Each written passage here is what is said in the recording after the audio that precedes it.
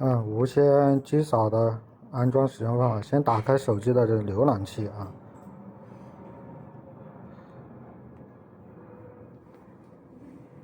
打开手机浏览器，点击扫一扫啊，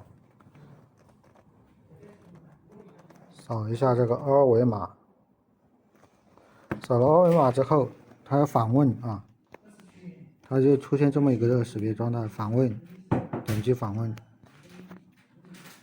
访问之后点击下载，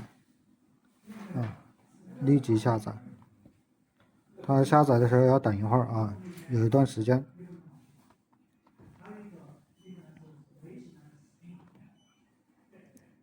下载完成，然后允许本次安装。安装。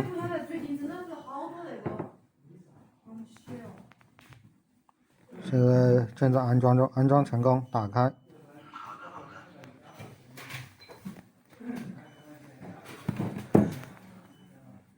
允许使用啊，连接方式，先打开手机的 WiFi 啊，找到一个 ECI 开头的网络，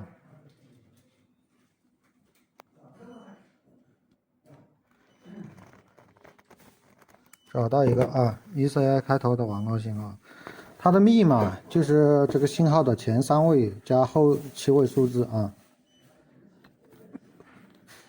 小写的ECI 2012147就是信号的前3位加上后7位，就是它的这个密码啊。点击连接，连接成功啊，然后再点一下这个符号，使用允许啊。点击完之后，再点一下它啊。然后弹出这个信号代表连接成功，然后点这里去使用，然后这是选择为彩色啊，调节为彩色，可以选择任意想要的为彩，点击确定。这2个是调节深度啊，就是测量深度，这是信号强弱，这信号强弱，这是转换啊，我们一般就切换成横屏模式下面啊，一般情况切换成横屏模式下使用。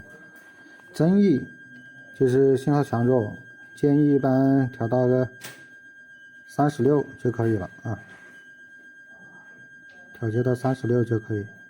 这是深度。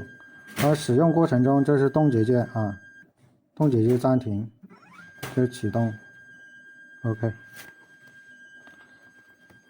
然后这边的指示灯介绍，这是电源信号灯，开机这就有。第2个灯是信号灯啊，信号一闪一闪的代表才正常。